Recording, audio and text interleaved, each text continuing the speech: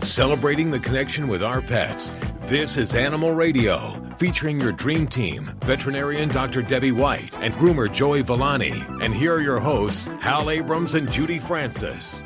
And welcome, my friend.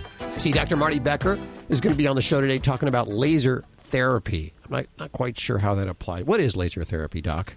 Well, it's hard to describe concisely, but it's a process called delivers photobiomodulation, and it basically helps to stimulate cell repair, decrease inflammation and pain, and it's used in a lot of applications, from surgeries to chronic illness and arthritic problems. So is it heat? It's actually, it just generates a little bit of warmth in the area after pets are treated, but it feels good. It feels very comfortable. I can tell from experience. Well, do you use it on yourself or? Not officially, no. No, not officially. Of course not. Of course not. No. Hey, Debbie, how are you doing? Oh, I'm pretty good. And yourself? Good. Dueling Debbies.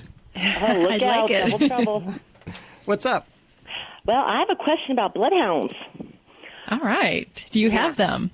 Oh, we have 6 dogs. Oh, my gosh. And they're all bloodhounds? No, we actually have 3 beagles, a black lab, a 1-year-old bloodhound, and a 12-week-old bloodhound.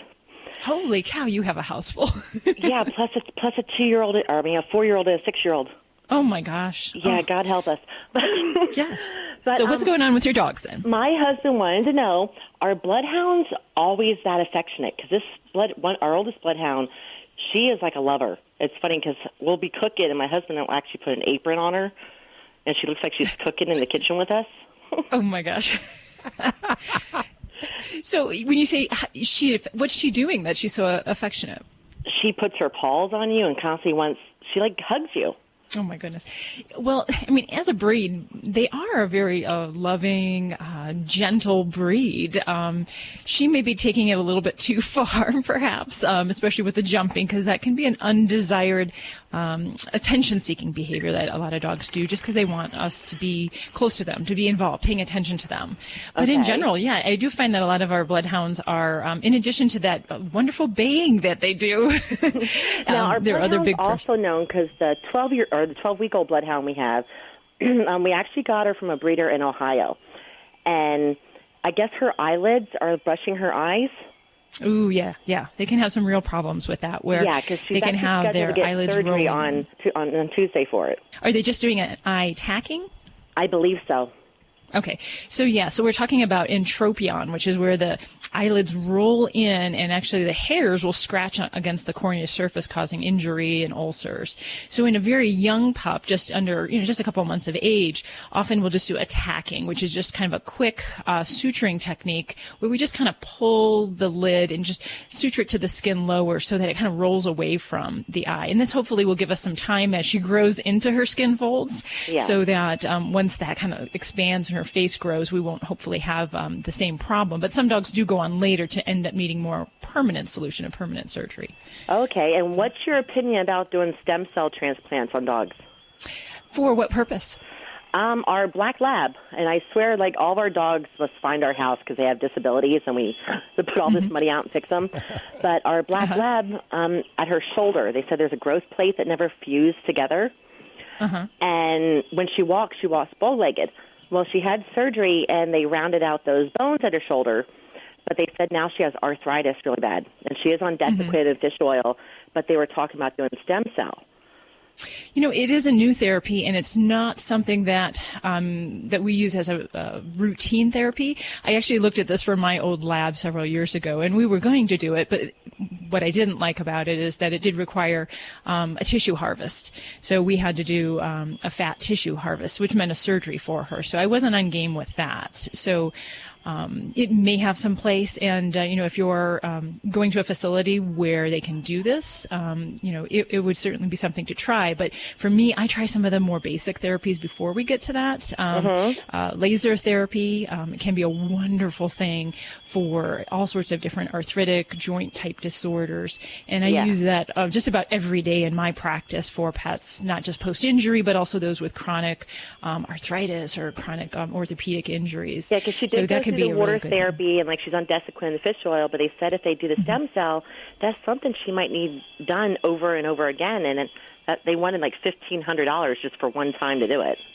Yeah, and that's one other thing that when you were looking at cost factors and the efforts to go into this, if you've got laser therapy at a practice nearby, it is relatively cheap. It doesn't require anesthesia. The dogs love it, and it can be a great way to kind of augment with other therapies. And I don't know, it doesn't sound like she's on any other traditional anti-inflammatories or pain relievers, but those are other things that we can look at doing, things like tramadol or gabapentin. Tramadol, like if we see she's limping more, that she can get tramadol. I guess it's 50 milligrams up to 4 times a day. Yeah. And So that's it. That's a lot. Well, good. And then if she's in good health and able to be taking a non-steroidal pain reliever, that can be very helpful for some dogs as well. Okay. So. Okay. Well, thank you. Okay. Good luck with that crew. My goodness, you got your hands full. That's why I'm a stay-at-home mom and with the dogs and the kids, but I wouldn't change it for the world. Well, thank you so much for calling today, Debbie. We go to Rick. Hey, Rick, what's up? Got a Maine Coon, a Maine Coon cat that. Maine Coon. Excuse me. Maine Coon. Is it a Maine Coon? I think it's a Maine. Doctor, is it a Maine Coon? Maine Coon, like Maine, like the state. Maine. Yeah, it's a big cat. Okay. Yeah. It's from Cedar Springs, Michigan. It was a feral cat, a barn cat. We got him, and then we got his sister from another father, I think. I'm pretty sure. And but he's a big cat, and she's just a small little beautiful little cat. They're both beautiful cats, but had them both declawed. And they both had their shots and everything. And but he's going on 2 years old, and he loves to bite. And when he bites, he leaves a mark. I mean, he leaves pain. Oh, okay. What seems to be happening before he bites you? If you pet him on his head and stuff, my wife's got it all down. She says when he starts wagging his tail and his ears go back, says, "Watch out, he's getting ready to bite." Mm-hmm. Oh, that's true. That's absolutely. I think he's just playing, because one day on the porch, by the way, these cats, they live like kings. They've got a door that I installed in the double hung window that she won't tell me how much she paid for it. That they go in and out of, and they're very good at it. And but I was sitting on the porch one day, and he lunged over at my leg and bit my leg and ran. So I'm thinking he's just playing, but it hurts. Okay. Well, the lowdown on cat aggression is that there are a lot of different triggers and a lot of different underlying causes for aggression. So, for instance, some of the most common causes of cats biting people can be play-related aggression. So they're actually playing with you, and then it just goes too far, and they bite you. There's also what we call petting intolerance. So you're petting your cat, thinking everything's going great, and they become overstimulated, and then they lash out and bite you. There's other things. There's fear. There's some status-related kind of dominance stuff. Redirected aggression. So something kind of startles them or upsets them, and you're the closest thing. So the challenge is to find out in the particular kitty situation what might be the problem. What's the trigger, if you will? So if it's something, and I'm going to simplify things quite a bit here. If it's something as simple as you're petting this cat and then he bites you, then that for me is shame on you, because for cats, there is a fine line. Cats aren't dogs. They don't like to be petted for long periods of time. They become overstimulated.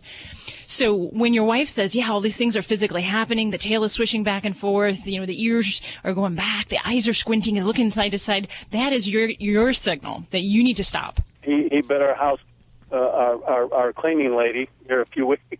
Oh my goodness, this is getting serious. So he's and I think once again he was just playing, and there was a time when I drank a bottle of red wine and he and I got into it. Oh, okay. Oh, my goodness.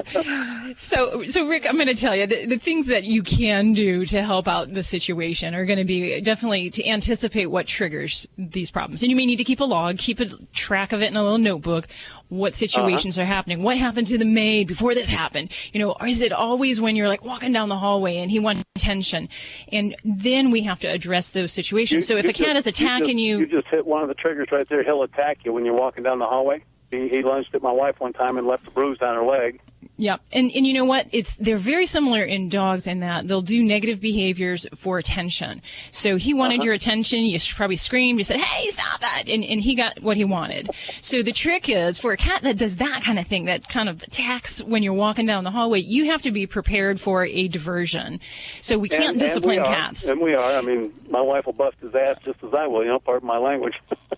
Swat him on the butt, and Nope, stop that. Stop it right now. You cannot do that. Okay. Cats are not dogs. Yes, so as soon as you respond with physical corrections with a cat, you are escalating things. So you cannot swat at them. You cannot chase them. You cannot do anything physically that's going to help. It's only going to make it worse because their excitement and their anxiety level goes higher.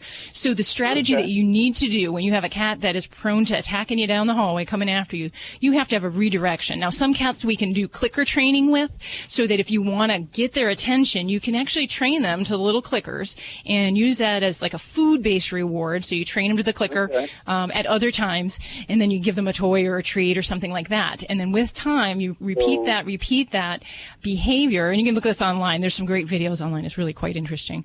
You train them to the clicker, and that becomes something that you can kind of collect their attention. So if you see that kitty's kind of stalking you down the hallway, you got the clicker, and a lot of them will just kind of click right out of it. And they're like, oh, I get a treat. The other tricks you can do are actually to have a cat toy or have a food item on your person, and if you're in those situations, use that as a distraction or diversion. I do not recommend using water squirt guns to squirt your cats in the face if they're aggressive and doing these type of things. That too will escalate the situation. So, and there are some cats. I will admit that we have a lot of problems with this, and I do use my pheromones, the scent hormones, to kind of help make a happy cat household. You're listening to Animal Radio. Call the Dream Team now with the free Animal Radio app for iPhone and Android.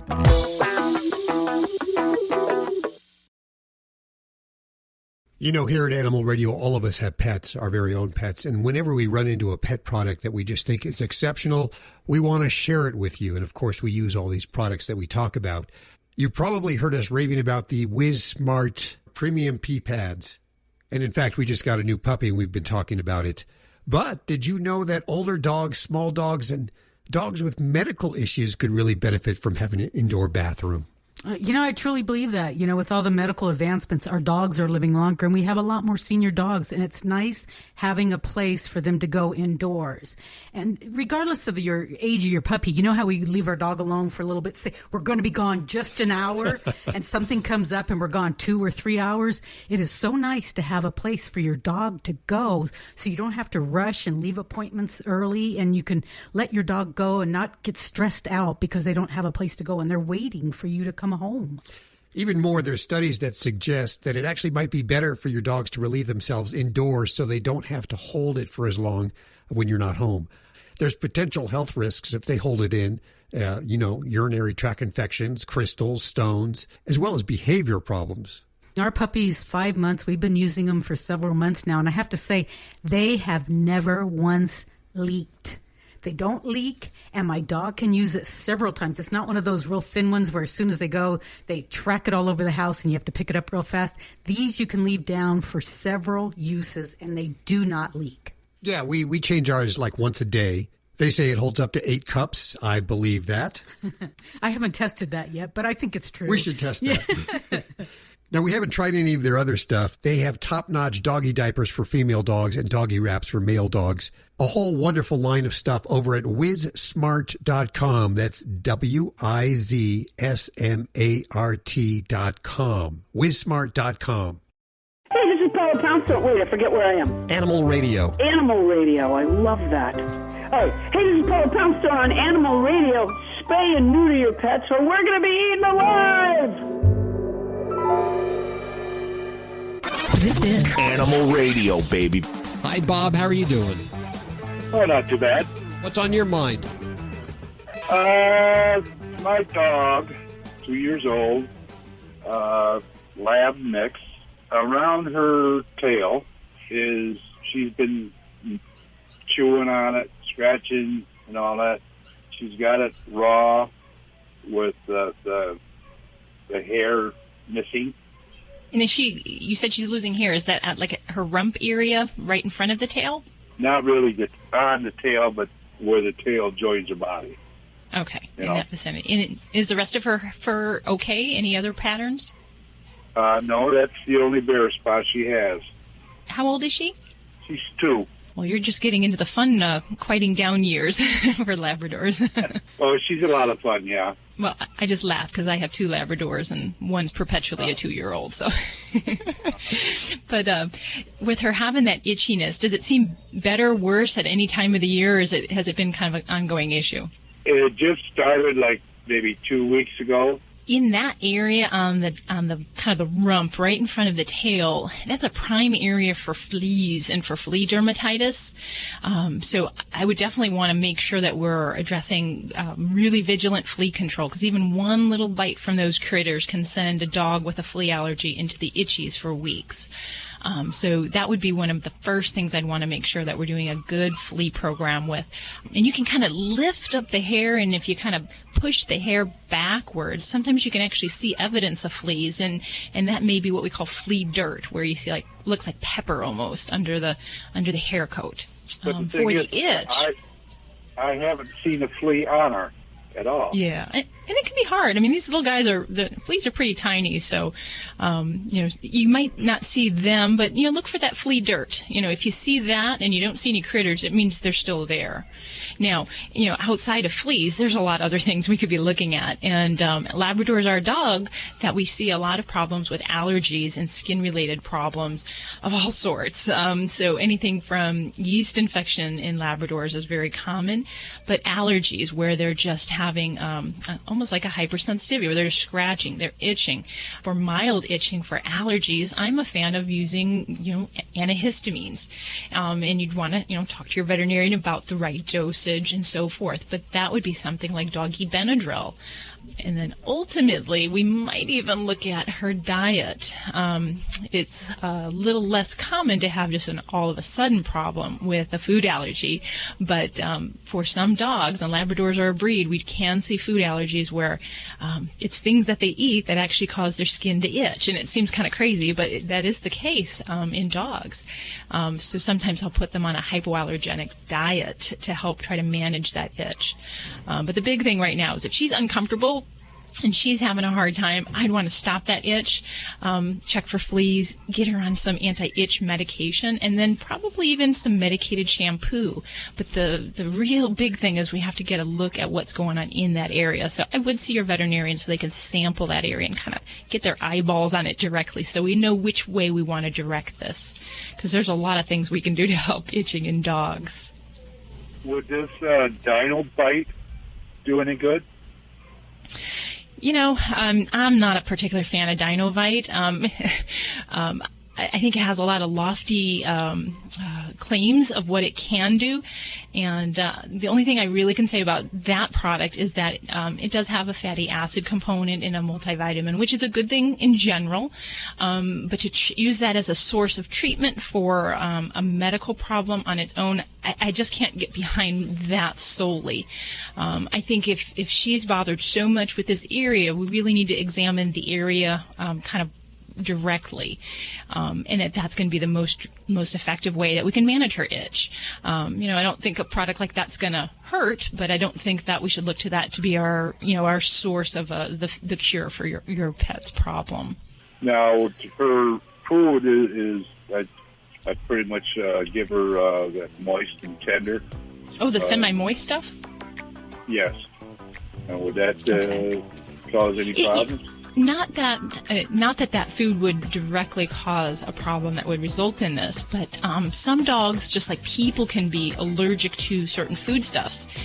Some animals can have a reaction or a skin reaction with certain things. So like a person who might have a strawberry allergy, that particular food creates a change in their body. And for dogs, they can be allergic to things like corn, wheat, chicken, rice, you name it. So it's not really the brand of the food, I would say, is the culprit, but maybe some particular ingredients that don't settle well with her. So yeah, I would say we might be able to switch that a little bit, but I'm not going to blame your food. You're listening to Animal Radio. Call the Dream Team now with the free Animal Radio app for iPhone and Android. Dogs or cats, horse or emu, animals are people too. When police rescued an African gray parrot from a Tokyo rooftop, they had no idea where he came from. The parrot spent a night at the police station and then was transferred to a nearby veterinary hospital. According to the police, the parrot hadn't said a word, but a couple days into his stay with the vet, he suddenly said, "I'm Mr. Yosuke Nakamura." He then recited his full address and entertained the staff by singing some songs.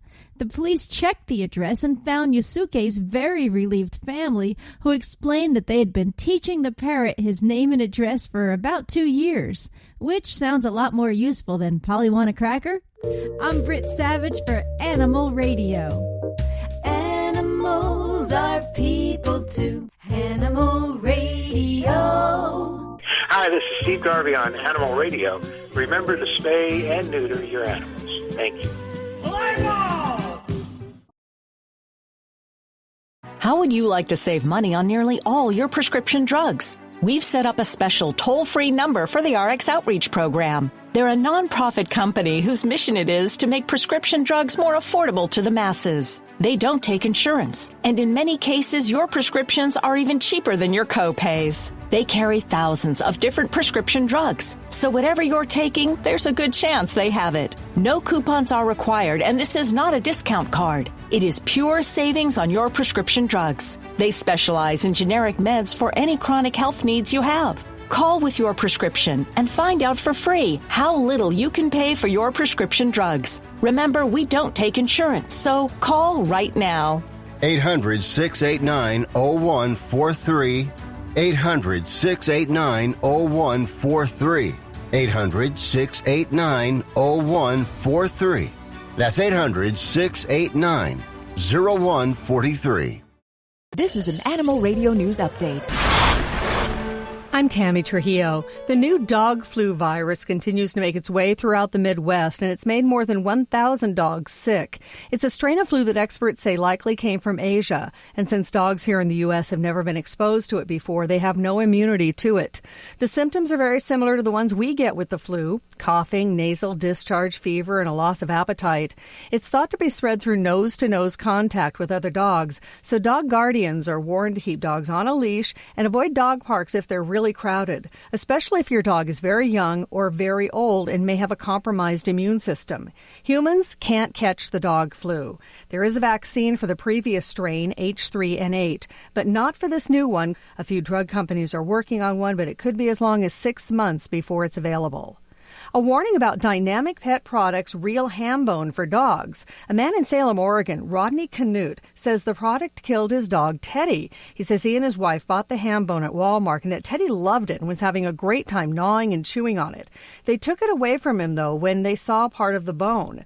Now, Teddy started throwing up a while later, and veterinarians found 3 big clumps of sharp shards of that bone in his intestinal tract. Dynamic Pet Products offered to pay for Teddy's cremation and vet bills, but Canute is still considering legal action. The Better Business Bureau says Dynamic Pet Products' real ham bone for dogs is suspected of killing or hurting 9 dogs nationwide over the last 6 months, but it's still available at Walmart stores and on its website. The FDA says all bones are too dangerous for dogs. Both Dynamic Pet Products and Walmart say they are concerned about what's happening with the product and that they're investigating. Well, it seems like no matter how careful you are, pets can get into just about anything. A 5-year-old Doberman named Mocha made it to the hospital just in time after she managed to get a drawer open and eat 3 wristwatches with leather straps. Mocha's x-rays show a bunch of watch gears, springs, and other tiny parts inside her stomach. Now, luckily, only a few pieces had started traveling through her digestive system, so vets were able to do an endoscopic procedure to get most of them out. The vet says a few pieces will have to come out on their own, but they're still small enough that they shouldn't cause any troubles. Mocha, well, she should be just fine. I'm Tammy Trujillo. Get more breaking animal news anytime at animalradio.com. This has been an Animal Radio News Update. Get more at animalradio.com. You're listening to Animal Radio. If you missed any part of today's show, visit us at animalradio.com or download the Animal Radio app for iPhone and Android.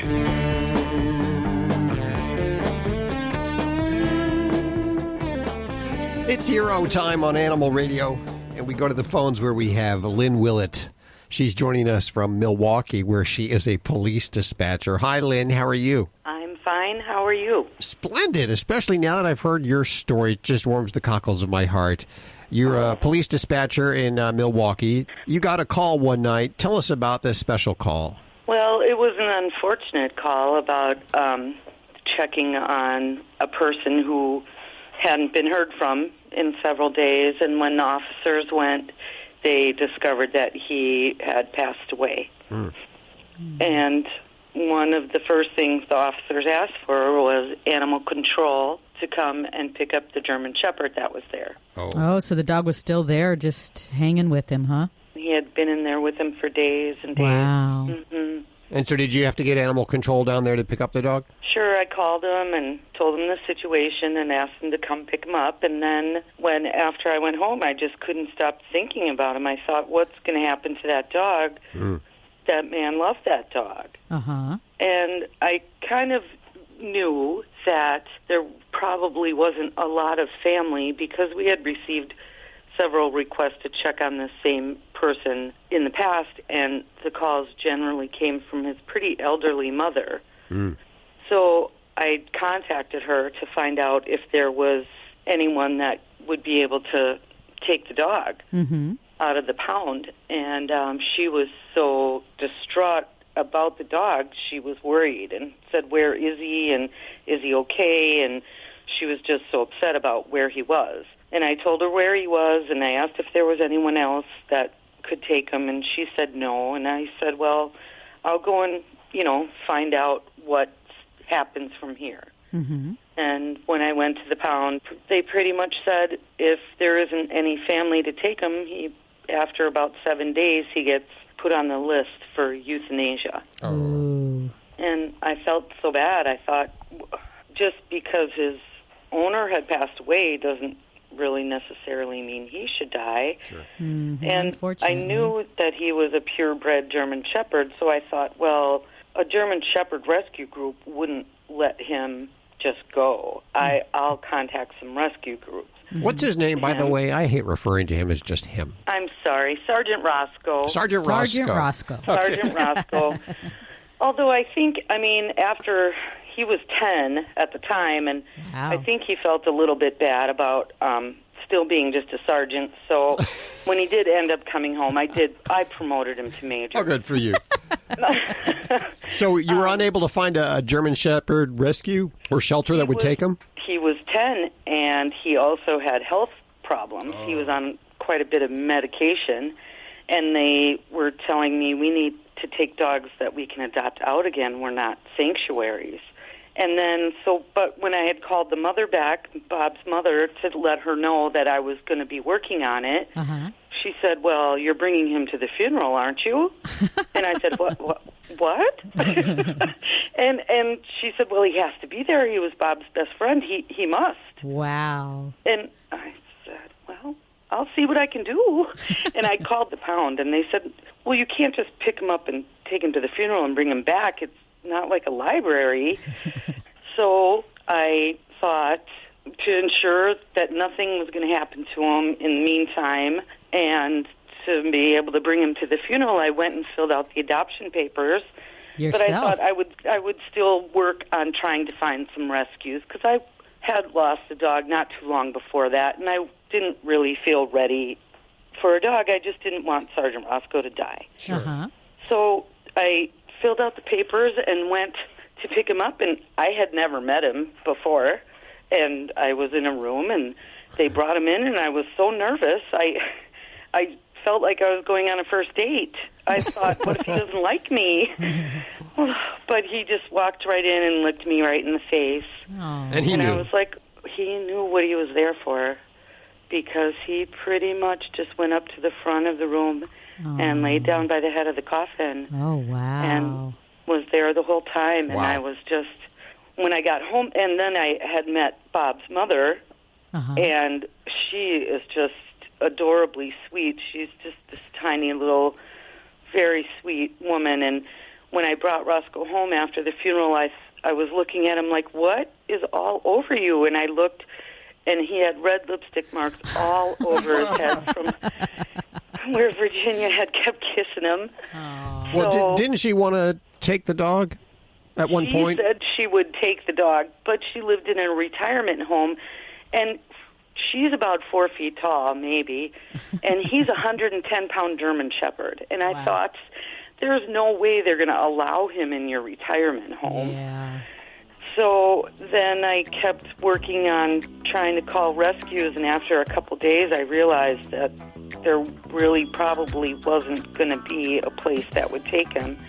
So I just looked at him, and he had been so good for me those first couple days. Such a sweet dog. Such a good boy. And I thought, well, for as long as you have left, you can just retire to my backyard. Oh, I got goosebumps. That what a is wonderful just story. Amazing. That dog was so lucky to have you. How long did Sergeant Roscoe live, or Major Roscoe live? Thanks. He died on March 5th, so I had him for about 2.5 years. Well, Lynn, thank you so much for sharing that story with me today. That's just a chance encounter, and look really what happened. is. Look what you did for his life, for him. He did a lot for me, too.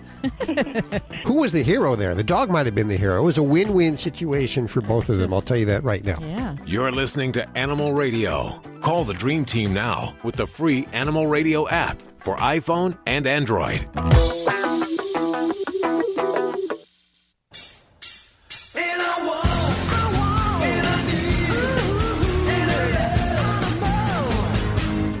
Vinny Penn, your resident party animal, with you once again. Took my daughter and my son, I have a son too, Luke, he's 2 years old, out to the pumpkin patch way back when, right before Halloween. And it was interesting because they had llamas there, which half of the day I spent calling llamas until finally an irritated parent corrected me. And my children were fascinated by the llamas behind the fence. They had scheduled times when you could see the llama, which I thought was great. They would say, at such and such an hour, come bring the kids by, we'll bring the llama out. So we did it twice because my kids wanted to go back and see the llama a second time. They were so fascinated by this creature, as they should be. And I want my children to be fascinated by animals.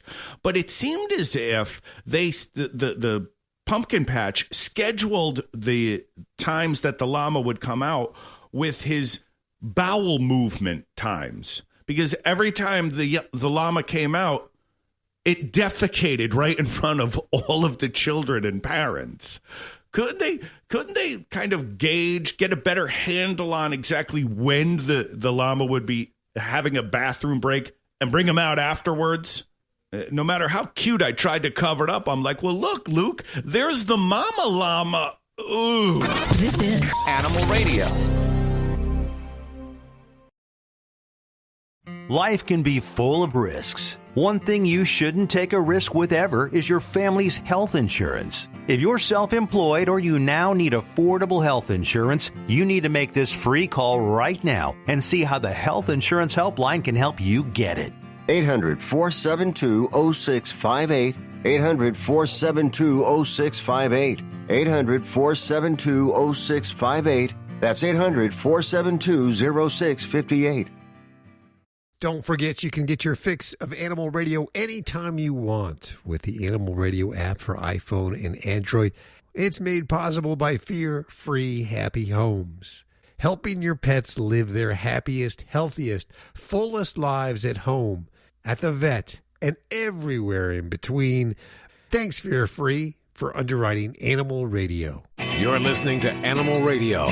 Call the Dream Team now with the free Animal Radio app for iPhone and Android. Dale. Hey, Dale. How are you? I'm wonderful. How are you all doing today? Very good. How can we help you? I have Dr. Debbie right over here. Yes. Well, hi. I've got a boxer pup. It's about 15 months old, and some friends of ours was over, and they had an Akita puppy, and they were playing pretty rough. And the Akita puppy literally just ran right into the boxer pup and pushed him into a cabinet. And they started favoring his front right leg for quite a while. And, I laid him down and I kind of felt his leg and checked to see if there was any fractures or anything that I could feel of. Couldn't feel anything. And there was normal movement in an up and down in a normal position on the leg. So the next day we take him to the vet just to make sure there wasn't a simple fracture. They didn't show anything on the x-ray, but to this day, this was several months back, and to this day, he'll favor the leg on occasion, but then when it's almost like when he just has a moment where he'll run and play like there's nothing wrong with it. I can't figure out why he keeps favoring it, and my vet can't figure it out either. Yeah, that is a bit of a strange presentation for a limping problem. And when you talk about a young dog, especially a young large breed dog, a couple things come to mind of types of growth problems that can occur and that can cause a limping problem, especially an on-again, off-again problem. They're not always typically preceded by an injury, but there are some weird conditions. There's one called OCD and another called panosteitis, and they're common in young large breed dogs, and they're a little bit harder to find because they're not really as obvious as a fracture. So I might say that in your situation, I would encourage maybe a follow-up x-ray and see if there's any changes between those. See if there's some subtle change with the cartilage that maybe is sheared off, a defect, something that could explain that persistent pain. Because, if nothing's broken and he's a youngster, I can't make up any other real good reasons why he should be having a problem in that regard. Right. I didn't know if it might be like a bone bruise or something, on a green bone that's still growing. I didn't know if there could be such a thing like a bone bruise.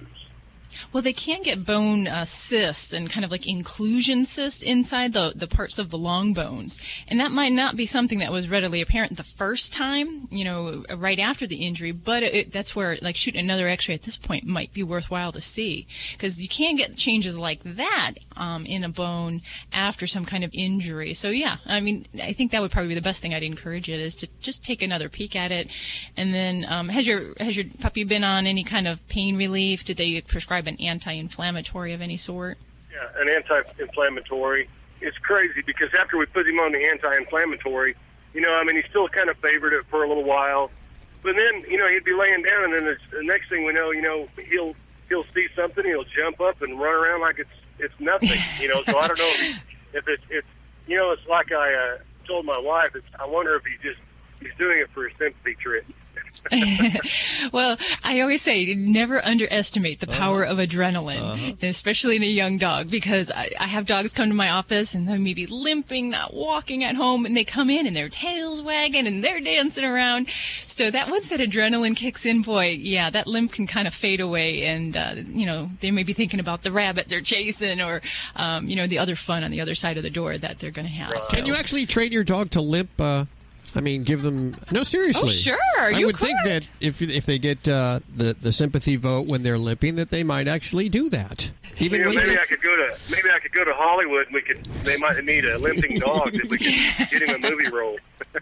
There you go. He can earn his keep that way. There you go. Well, I'll take him back in and have another X-ray run and see if anything else shows up. I appreciate it. Thank you for the good work. Dale. All right. Thanks Thank you for the calling call today. Yes. If we can help you, Dr. Debbie is the Animal Radio Vet. She, of course, is the Animal Radio Vet. All of our animals are taken care of by Dr. Debbie. All those violin players can only mean one thing. It is time for Dogfather Joey Villani on Animal Radio. Groomer extraordinaire, a man of infinite wisdom, and he can tell you how to save and pinch a few pennies while you're keeping your animals looking like Ladybug. Hold Ladybug up to the microphone so listeners can see just how beautiful she is. And smell. Yes. She smells so good and so shiny. Well, how are you doing today, sir? I had a letter from a woman. Apparently, she must be the cat lady in her town. It kind of sounds like, but where she's at, the cats must get under the car is what it sounds like, or the kittens do, and get full of grease on a regular basis. Oh, yeah. And she says it's kind of unavoidable in her situation.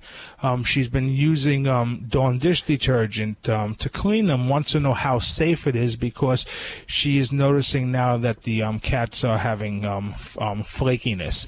Listen, Dawn dish detergent is good in a pinch. It's not something that I would want to use on a regular base. Dawn dish detergent, if I had grease on a pet, I would try to just spot clean it if I could. And if I couldn't do that, I wouldn't want to use it more than once every 8 weeks because it's a degreaser, so it's going to suck out all the oils. You know, some people say, how often can I wash my pet? If you're using a good quality pet shampoo, which they make now, you can wash your pet every day. You're not going to have any problems. Now, people always ask me, you know, what do I recommend? So I don't usually like to say, but in this situation, I have a favorite. You do? I have a favorite. It's called Coat Handler. Coat Handler is my all-time favorite. You may have a problem finding it. You probably have to go through your professional to find it, or at least have them order it, because it is a professional quality product. If people come to you and say, will you get me product, you'll do that for them, even though it takes business away from you? In this situation where someone has a problem that they have to keep up with, you know, I'd be more than happy to help.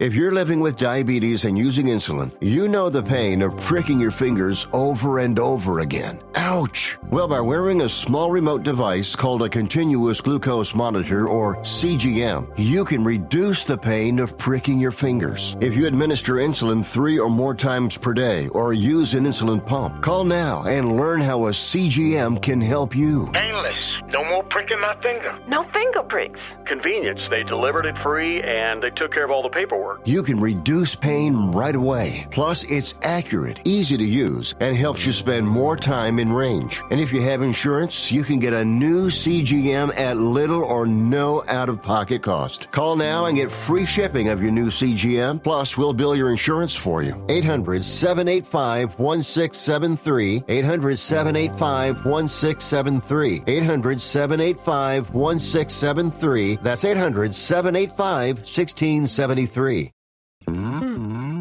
Celebrating the connection with our pets. This is Animal Radio, featuring your dream team, veterinarian Dr. Debbie White and groomer Joey Villani. And here are your hosts, Hal Abrams and Judy Francis.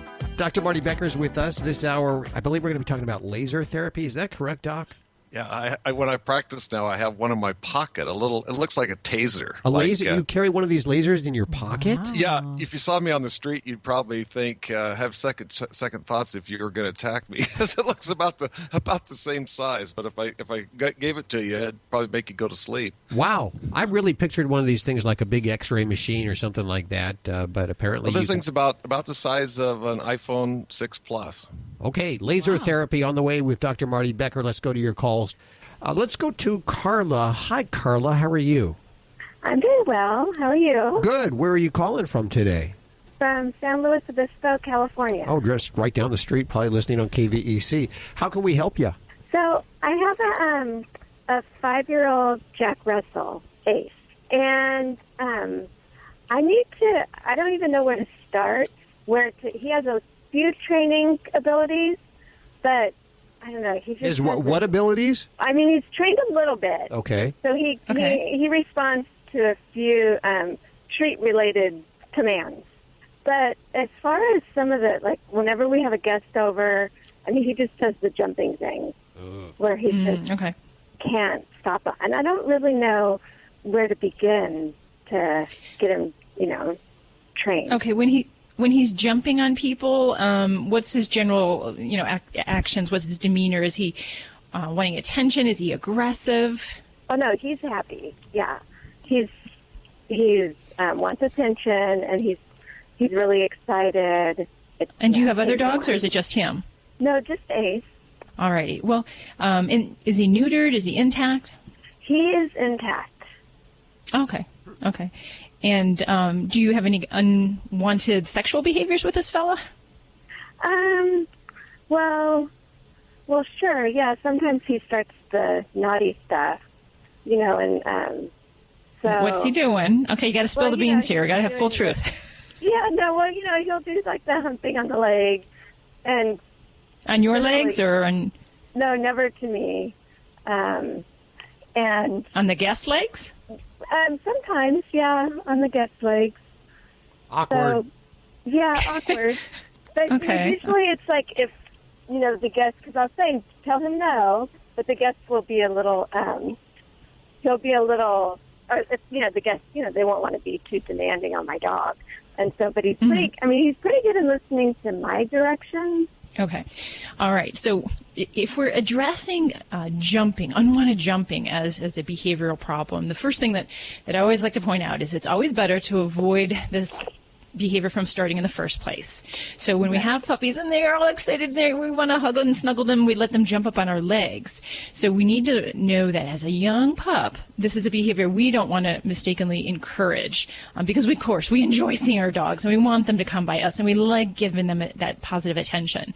But if we don't reward jumping behaviors with love and affection in the first place, then it helps to not perpetuate that behavior. And that's a lot of times where it starts off, where, we just enjoy our dogs and we want to cuddle with them and we don't know that we're actually making this a problem. And when people come into the home, we can't expect them to discipline our dogs. That's not their job. So it comes back to kind of core one of doggy obedience and just kind of following good leadership skills in the home. So when we have jumping, it's more than, we used to say, you would knee him in the chest or yell at him and push him away. There are all these different techniques to try to get a dog to stop jumping. And we find now that kind of approach is less useful, and it actually can be counterproductive. And sometimes it'll get the dog more anxious, and they don't respond to that because it's like a little kid that's, acting up and mom yells at them and they get that attention that they wanted. Ooh, now I'm getting, some kind of attention. I could care less if mom's yelling at me. I'm just, yay, I'm getting attention. And that's how they respond to those negative corrections. So we try to steer away from the no's, the offs, the downs, yelling like that, and really looking for what you want to teach your dog in that situation when he's doing that embarrassing jumping up kind of behavior. What do you want him to do? Do you want him to sit? Do you want him to have a pillow place? What do you want your dog to do in that situation? Well, I don't think anyone minds if they just come up, say hi, sniff a little, and then they go away to their, Okay. And that's going to be very hard for your dog to understand because you're having trouble conveying that. So in general, what we want to do is we want to teach our dog something to do in place of that jumping behavior. And it has to be something that's, it's very clear. You can't say you can come up to the person, but you can sniff him, but not jump because he doesn't understand that delineation right now. So what generally we'll ask you to do is to teach your dog to go to a place, have a pillow near the door. And this will be useful also for dogs that tend to go running to the front door when the doorbell goes off. So you give them a place and you reward them to go to that place. And it may be as simple as sitting on a pillow or doing a down on a pillow. And then you reward that behavior when nobody's in the house, you don't have any visitors, and you really work on positive reinforcement for him going to that place. And then you kind of work on that when we have a little bit more excitement or maybe a visitor coming to the door. And use this in conjunction with having like a long line on him, like basically a long training leash. And many folks with dogs that have problem jumping find some help from the gentle leader style harness, the head halter type thing. Okay. And that can be very useful to help control the dog's head movements without having them jumping up. And it just gives them kind of a natural correction on the pressure points in their muzzle and on their head. So you use that, and then you can kind of control that unwanted behavior, reward him when he does what he when you want him to, when he does what you want him to on the pillow, and then you really work on that. He responds well to rewards. Mm-hmm. Good, so if I open good. The door, and he'll run to the grass and he'll go potty, and then if I just say biscuit, he'll come right back to me, and he'll sit. And so we've got rewards down. So then let's say I come home from work and he's really excited. He's been alone all day, and we keep him in, a place where he can go inside and outside. It's a little room, but he can go outside. And so when he comes and jumps on me, you're saying I should have a place like a little pillow, and just say, okay, sit there, and then eventually. Right, and when you come home, a lot of times dogs get very amped up, they're very anxious. You don't need to perpetuate that, and you don't need to kind of encourage him to get worked up because that's going to invite him to jump up on you. So what you want to do when you come home is when you greet your dog, before you give him any attention, he gets into a sit. You tell him to get into a sit or a down position, and then you pet him. And that helps to just kind of teach him that mama's going to pay attention to me only when I'm in a calm position, and that you don't give him any attention, even negative, if he's jumping up on you. I deal with this with my Bouvier sometimes, and sometimes she'll want to jump up. And, you know, when you have 80 pounds jumping at you, that can be a real impending problem. So a lot of times I'll just turn my body completely in a different direction from her. I'm not giving her any attention when she does that. And I just kind of avert the disaster, if you will. And then I ask her to get into a sit or a down, and then I reward her, and then she can come over and I'll pet her. So that's really taking control of the tone of your greeting and how you want to interact with your dog. And then when you have visitors over, you can ask them to help support your training methods, but you can't, you got to do the footwork first, and then you can bring them in on the game. You're listening to Animal Radio. Call the Dream Team now with the free Animal Radio app for iPhone and Android. Dogs or cats, horse or emu, animals are people too. In Cincinnati, a lucky 7-year-old girl won an 8-pound lobster in a local supermarket raffle, but the lobster was really the lucky one. Miranda Hutchins was determined to win Bubba the lobster so she could set him free. Easier said than done. After winning, Miranda's family called and emailed zoos and aquariums, but none of them wanted Bubba. Finally, Mike Britson from the Columbus Zoo contacted a diver in Maine who agreed to find Bubba a home in the Atlantic. Miranda's family spent $280 to send Bubba to Maine in a foam container. Bubba should be safe from the dinner plate in Maine waters, where lobsters his size are illegal to catch and keep. I'm Britt Savage for Animal Radio. Animals are people too. Animal Radio. You're listening to Animal Radio. If you missed any part of today's show, visit us at animalradio.com or download the Animal Radio app for iPhone and Android. Hi, it's Alan Cable with another dog tip. Change is stressful for you, so imagine how it is for your dog. Things like moving to a new place or moving in with someone. And yeah, how about bringing home that new baby? When you do that, you're adding a new member to the pack. A lot of folks bring a new baby home and actually shut their dogs out. Give them less attention. Get anxious when the dog moves close to the baby. The dog will associate the baby with negative feelings, and your anxious energy will make the dog feel unstable. You don't want that, so let's talk about bringing that new baby home. First, as always, you want the dog to know that the baby is higher in the pack order. You want to teach your dog to respect the baby, and you do this with space. Well, Alan, what does that mean? The baby has a space the dog's not allowed into, like a nursery. You know your baby's coming, the dog doesn't. So when you set up your nursery, it's a great idea not to let your dog in that room. Long before the baby comes home, you're telling the dog that the baby is higher in the pack order. You teach your dog that that room's off limits. Try to keep the same structure you had before. If you take your dog on walks, and you should, keep doing it, but do it with the baby. You can even practice with an empty stroller before the baby comes home. And remember, the dog walks behind the stroller or at your side, never in front. When you enter your house, you're always in front of the dog. Since you're carrying the baby, that again reinforces that the baby is higher in the pack order. Now, once you have your baby, have a member of your family bring one of the baby's t-shirts home. It's got the baby's scent all over it. Put it on the floor, but don't let your dog get near it. Trust me, he can smell it fine from a couple of feet away. After that, you can pick it up and let him get a little closer, but don't let him touch it. Then just go throw it on the floor in the nursery. Again, this is teaching space and respect. Now, the day you bring the baby home, you want to be calm and confident. And you also want to make sure your dog's real tired out before you do it. Have somebody take him for a long walk or play with him. A tired dog is a calm dog. Act like you've come home with the baby 1,000,000 times before. No big deal. You're calm and confident. And never let your dog invade your space or the baby's. With just a little thought and planning, your dog will give your baby space and respect. Hello, this is Loretta Swit, and I'm on Animal Radio. And please don't forget, spay and neuter. Do you travel with your dog? Of course. My pets are part of our family. Me too. I take Daisy with me everywhere. Right, Daisy? So how do you find out what hotels welcome your dog? I read Fido Friendly, the travel and lifestyle magazine for you and your dog. Sounds perfect for planning our next vacation. Right, Daisy? It is. Their motto is leave no dog behind, and they have great hotel and destination reviews. Where can I find the magazine? Go online to FidoFriendly.com. I will for sure. Come on, Daisy. We're off to find our next adventure. You're listening to Animal Radio. Call the Dream Team now with the free Animal Radio app for iPhone and Android. Don't forget Dr. Debbie's books, especially if you have a Yorkshire Terrier, a Shih Tzu, a Pug, or a Mini Schnauzer. She has How to Be Your Dog's Best Friend, and they are Kindle books available over at Amazon. Plus, we have links over at animalradio.com. And if you happen to be headed through the Vegas area and you need a veterinarian, well, that's what she calls home, is Las Vegas. Quite a place to live with all kinds of strange and weird animals. That's just the two-legged animals there. We go to line 4. We have Tim on the phones. Hey, Tim, how are you doing? Good. How are y'all? Good. Where are you calling from today? I'm calling from Weeki-Wachee, Florida. Weeki-Wachee, Florida. Where is that? That is, well, they're well known for their mermaids. The mermaids? It's just north of Tampa on the Nature Coast.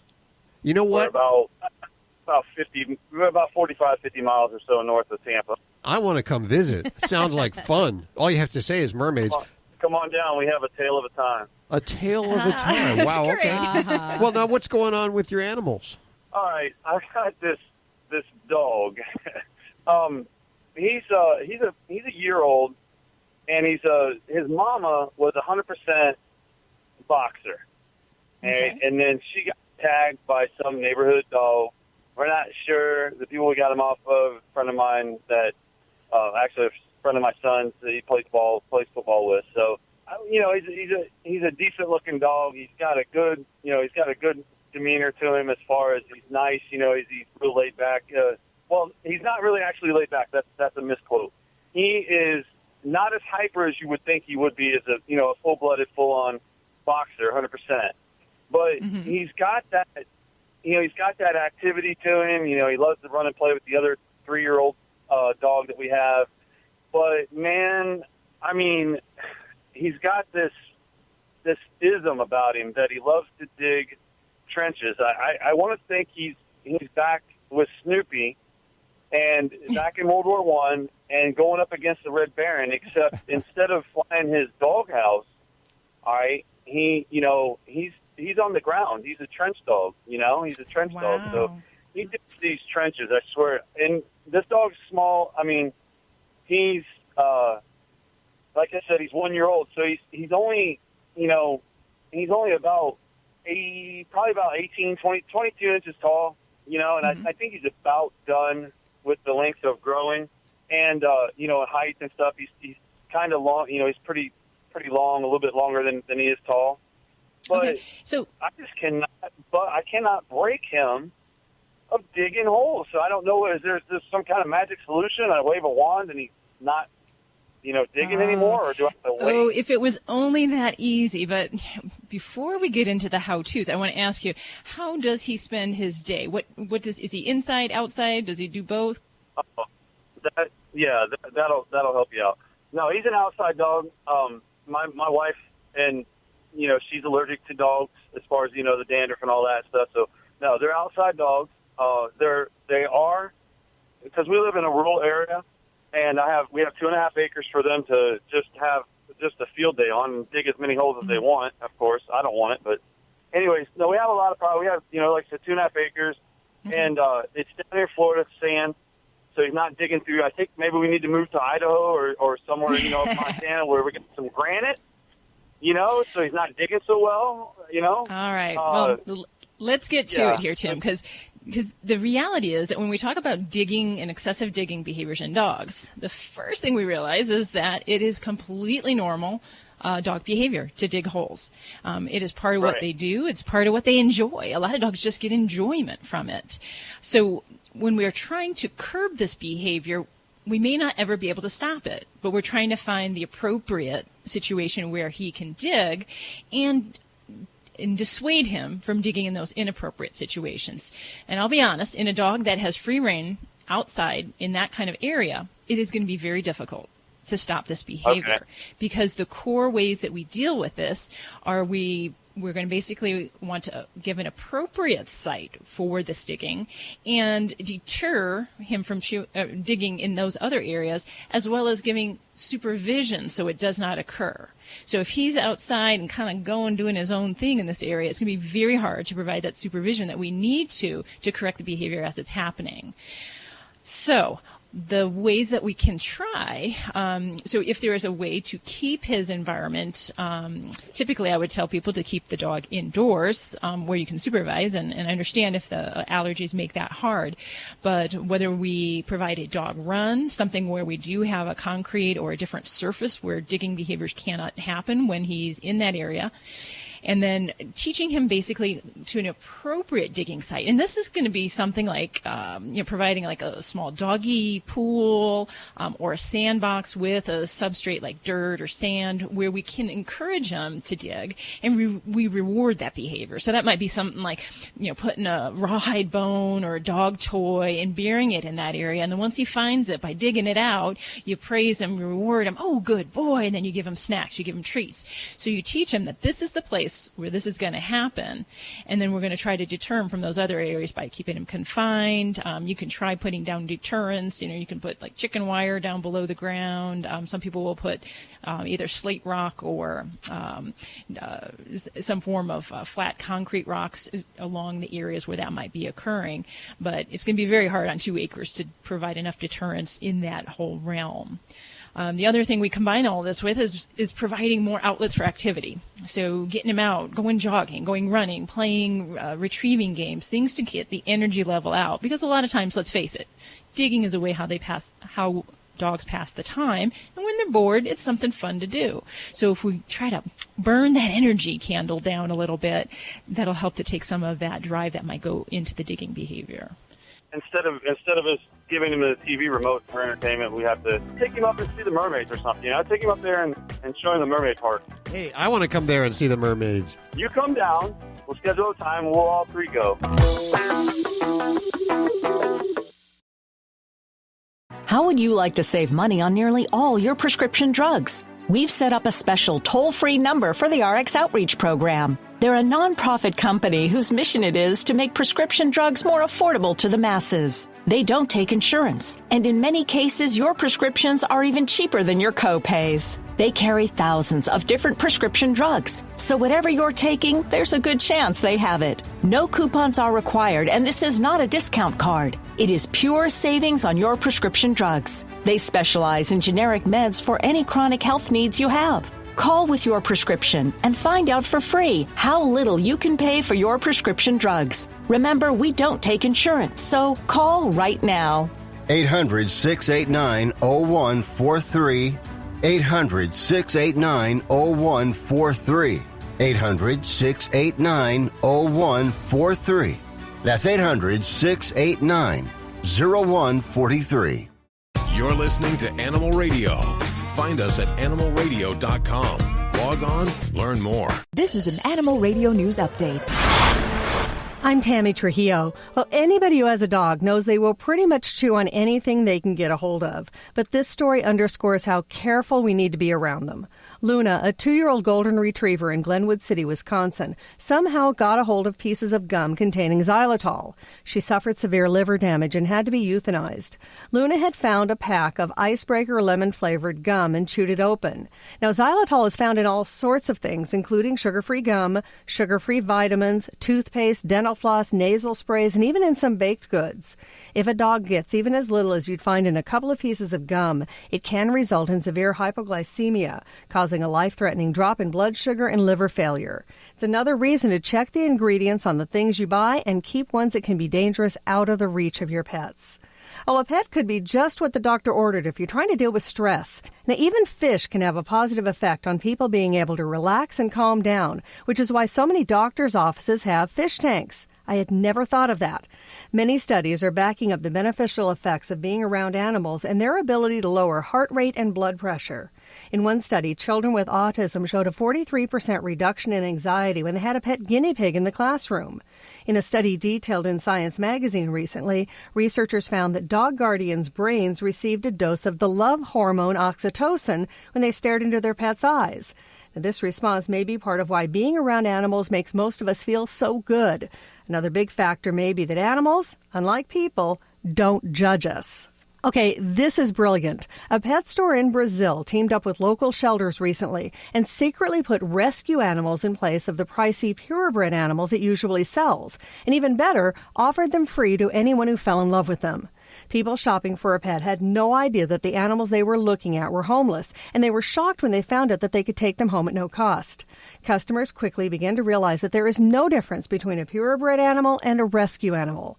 The pet store says that's the message it was trying to get across, that what really matters when adopting a pet is the love that the person feels for it. Doesn't matter if the pet has a pedigree or not, or if it costs $3,000 or nothing at all. I'm Tammy Trujillo. Get more breaking animal news anytime at animalradio.com. This has been an Animal Radio News Update. Get more at animalradio.com.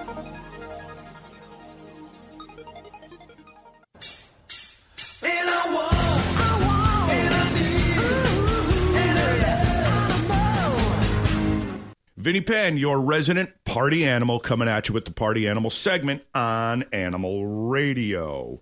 I just want to give a tip out there to those of you who are going through the unfortunate task of trying to recover a lost animal, a dog or a cat. I saw a flyer in my neighborhood recently. I always check out the flyers, as everyone should, because we're always seeing animals in our neighborhood, and a flyer is a great way to go, an organic, homegrown way to relocate the animal. But some people who are missing a pet really have the wrong idea when it comes as to what to put to the flyer. This flyer said something like, "Please return Poochie to our house. We miss him so much, and Poochie loves watching Survivor with us every Thursday night."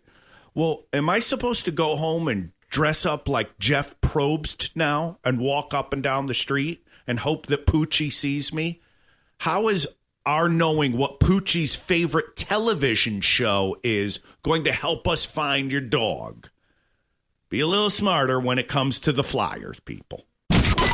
Hey folks, this is Jackson Galaxy. You're listening to Animal Radio. Please do everyone a favor, spay or neuter your animals today. You're listening to Animal Radio. Here's Hal and Judy. We've just been informed that Animal Radio Veterinary Correspondent Dr. Marty Becker has just adopted a Chihuahua. And this is about the last thing that we could expect, because he's an outdoor kind of guy. He likes the big dogs. I can't picture him with a Chihuahua. But apparently it's making itself at home with you now? Well, you know what his nickname is Sid. Sid? As in Sid Vicious. Sid Vicious. I was going to say Sid Vicious. He's Sid Vicious, man. He's a yippersnapper. He's 1.7 pounds and... Oh, my gosh. 1.7 pounds. Oh, you got to send purse is heavier than that. Yes. You got to send pictures. We want to see some pictures. Well, Dr. Deb will know. We don't see... I hadn't seen a case of distemper in 30 years. Oh, is this how you got to know? Yeah. Okay. Yeah, this is a distemper survivor. I don't think he's going to have any of the neurologic signs, it doesn't look like. But there's an outbreak in northern Idaho. There's also an outbreak in the Seattle area. And just like measles, when what they call the herd immunity drops, then you start seeing the population at risk. And it just breaks my heart to know distemper, we recommended in the 5-way or 7-way vaccine, but because fewer and fewer people are getting it, you'll have these outbreaks. And a guy today asked me, he came with UPS, and he said, "That's a dog was in the paper." And I said, "Yeah." And he goes, "Is it as bad as parvo?" And I said, "Oh, worse, way worse." And he's like, "Worse than parvo?" I had a parvo survivor. So how often do they need to get these shots over and over the distemper? Well, here's in general. It always depends now on.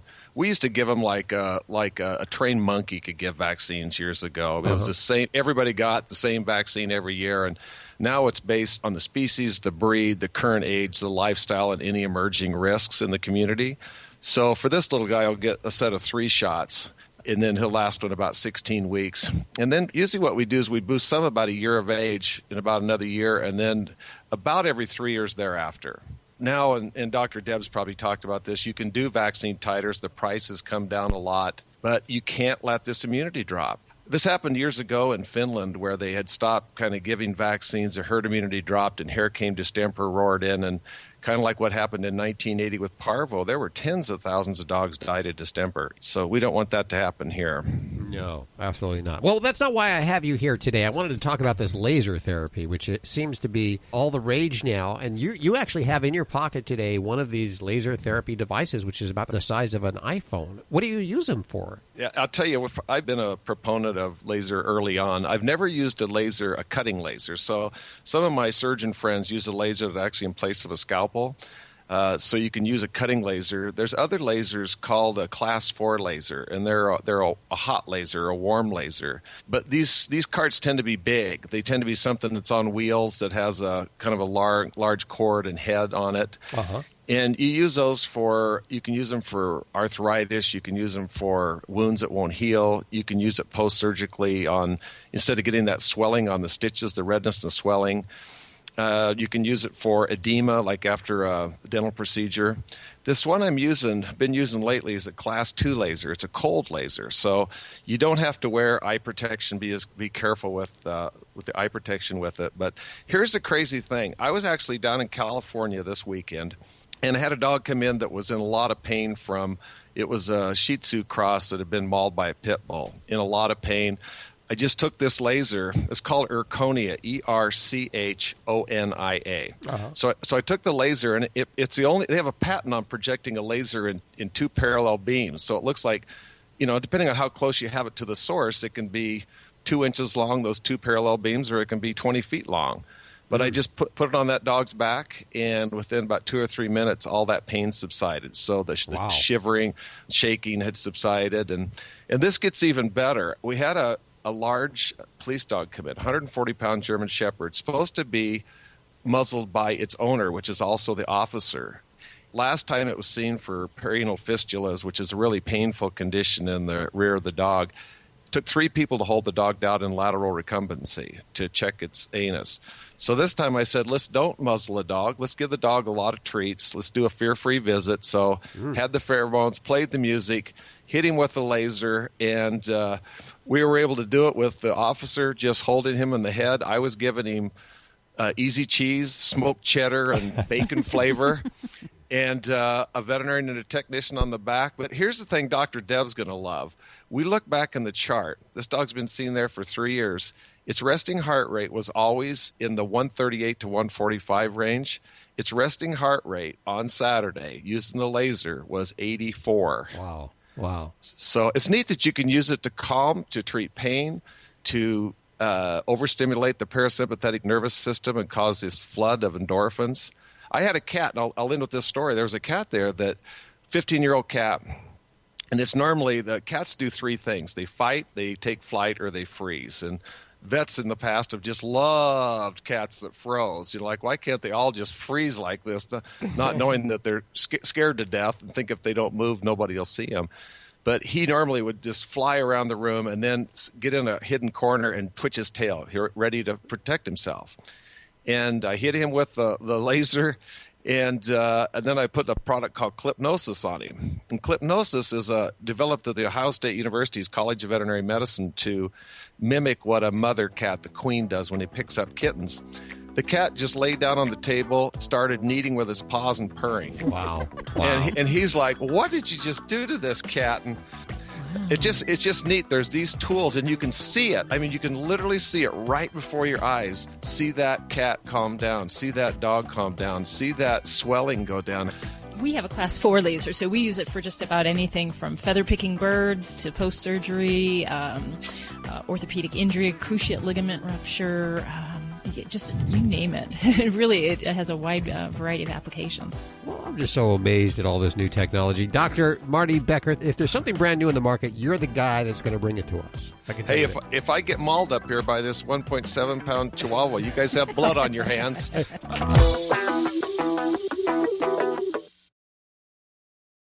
Well, Pixel, the Animal Radio studio stunt dog, is 5 months old now. 5 months. Isn't it funny how time flies? We've learned so much. Some good things, some bad things. It's definitely been a big learning curve, even though it's not our first puppy. And one of the things we've learned about is Whiz Smart puppy pads. We used the other ones, trust us, and they were horrible. They didn't absorb, and as your dog stepped off, you had little wet footprints all across your floor that you had to follow behind them and clean up. And you know, that was the norm for years and years and years until Whiz Smart was invented.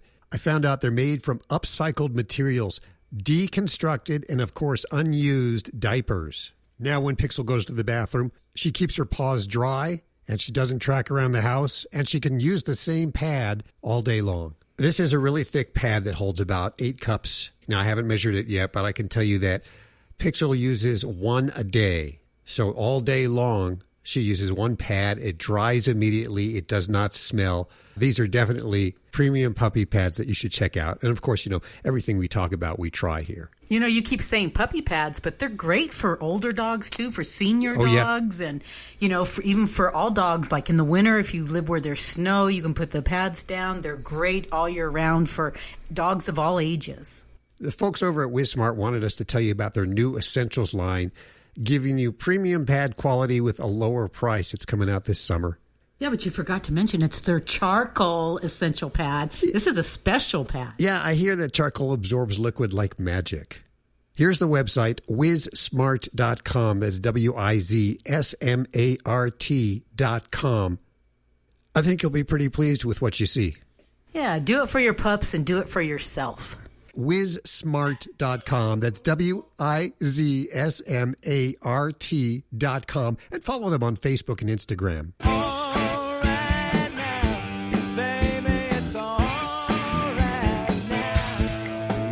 Hi, this is Paul Rogers. And Cynthia Rogers. On Animal Radio. Just know that it's going to be all right, meow.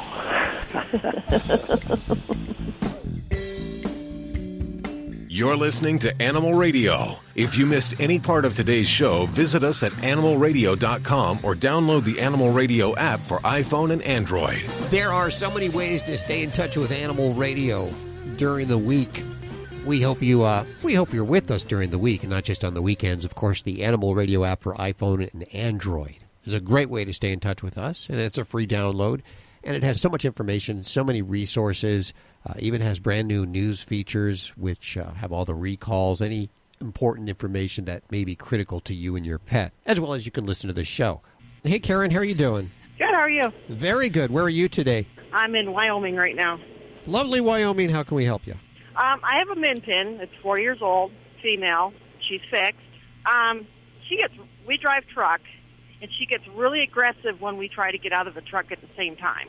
If one of us stays in the truck, she's fine. We've tried cage training her or crate training her. We bought one of those portable, the nylon ones, and she ate it. The other one, she chewed it on it so bad that she made her face bloody. Okay. And I was kind of wondering if you have any suggestions on how we can get her to settle down. I'm thinking it's an anxiety thing. Yeah, definitely. So what does she do if you both are actually exiting the cab? What does she do? She attacks the windows and growls and scratches at it. And if you open the door to tell her to stop it, then she growls at you and snaps at you. And oh my. Okay. Now, what does she do if an outsider comes up to the window when you are already away? Do you know how she behaves? The same way. Well, as far as I would say that the challenge we have here is we could have kind of a crossover, a couple different behaviors going on. One would be that because especially she hates it when you both are leaving, this could be some form of separation anxiety. And separation anxiety is basically a dog's inability to cope with the emotional aspect of their people leaving. And that certainly could be part of this. Now, the ways that we could cope with that would be we need to teach her independence. And sometimes with separation anxiety, the first instinct is we use crates or we use kennels. in some dogs, that can be counterproductive. And it sounds like in her case, she just got worse. She's chewing. She's more destructive. So we'd really be looking for something more to teach her that independence. And what I like to do for dogs that do this is I teach them a favored sit and calm spot. It basically is a way to teach her that this is your private spot. This is where you sit and you behave and you're good and you get rewarded for that. Getting from ground one to that point takes time, but you can do it with positive reinforcement in gradual increments. So basically, the concept is you have a special spot, her dog bed, her little blankie, certain area, and when you want to leave, that's the area we're going to want to train her to. So what your job is while you're driving truck or even not, we want to practice this, and we want her to go to that area on command, sit, reward her, give her a loving treat, a lot of attention, and you keep that pattern up. You keep repeating it. We don't want to do that right off the bat and leave, because then we haven't actually taught her anything. We're just expecting her to jump to college level school, and she's still in elementary school there. But with time, you teach her to this spot, that this is her spot. It's a good spot. It's a calm spot, and you reward her for that behavior. And then also when you come back, we have to remember we don't want to get her all excited. Dogs with separation anxiety have problems when we leave, but we can make it worse when we return if we say, "Oh, how are you doing? Oh, it's so good to see you," because you're making them more anxious and you're teaching them that pattern of anxiety when you come or go. So that would be some of the work that I'd have you start working towards right now, and it will take some time. The other thing would be in the aspect of her having possible aggression or protective behaviors for her cab. And that's certainly something that's going to be hard because we can't control when people come by the cab or what have you. So you want to work on this basic behavior training to this calm spot, and then you can work and test that eventually with people walking near the cab. So it will be some work, and it's a little bit challenging. This kind of aspect of behavior medicine, when we have folks that drive truck, it's a little bit harder because your world is smaller and you don't have as much room to work with, say, as in a home environment. So that will be a bit of a challenge for you, and I will be honest with that, Karen. Yeah, because we've had her since she was 6 weeks old, and she's with us all the time. I mean, we can't leave her any place because we've left her at my in-laws' house, and she actually climbed their fence and ran home. Yeah. And you know, that is, it's a common problem that we love our dogs and we want them with us all the time. But in some dogs, that constant attention, they don't learn how to be an independent creature. And that's the one thing, if you have puppies out there right now, we want to teach a dog to be independent. So you want to teach them to have that private spot. Sit down, stay here, play with your toy, or preferably even kennel training, because it really can make them so much more adaptable as they get older, and hopefully to prevent these kind of problems like Karen's having here. So good luck with that, Karen. See how that goes along, and give your baby a pat on the head here from all of us at Animal Radio. Well, that's all we have time for today, except, well, I forgot this story here. I guess I can do it really fast. It's about Giggles. Giggles in Flint, Michigan. Giggles is a pig, and apparently he's running for mayor in Flint, Michigan. And his platform? Yeah, I know. His platform, he's encouraging residents to demand more, to question their choices. So I'll leave you with Giggles the pig there. It makes me giggle. Be sure to download the Animal Radio app for iPhone and Android, and you can ask your questions directly from the app. We'll see you next week. Have a great one. Bye. Oink, oink.